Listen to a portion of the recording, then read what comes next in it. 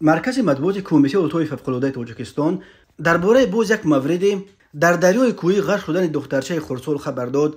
در 3 روز آخر این علاقه سومین دولت در دریاهای بعد سیل و بارشات در تاجیکستان غرق شدند. بنا به گزارش نشر شده صبح 27 مای سال 2024 تقریبا ساعت 7:30 یک دخترچه 11 ساله ساکن دهه سیاگولک جماعت حکیمی نویه نورآباد هنگام گذشتن از دریای تگ کمر به او افتاده غرق شد.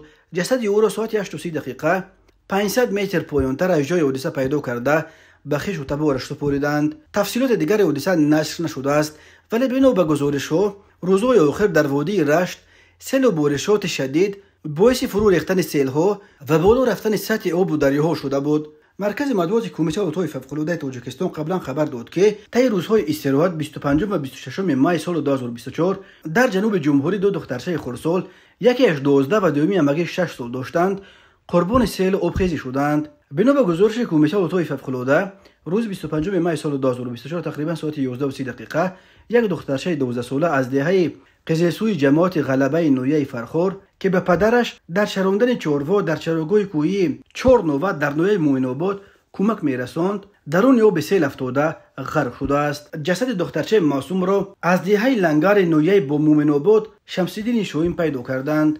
همین طور روز 26 مای سال 2024 یک دخترچه 6 ساله از دهه مرادف جماعت بنام نظرف نویه شهرتوز که در مرکز این نویه در خانه خویشاوندانش در میمونی قرار داشت از خانه برآمده است و در دریای کوفرنیان افتاده غرق شده است. نجات بخشان ریاست اتوی فوق‌العاده ولایت ختلان به جای حادثه آمده عملیات جستجویی روی آبی و زیر آبی را برآ انداختند، ولی تا حالا جستجوها یگان نتیجه ندادند. کمیته اتوی فوق‌العاده در پی این دو حادثه مرگ فاجعه‌ای کودکان خردسال بار دیگر از والدان دعوت می‌کند که فرزندان خود را بدون نظارت و حیات آنها را زیر خطر نگذارند.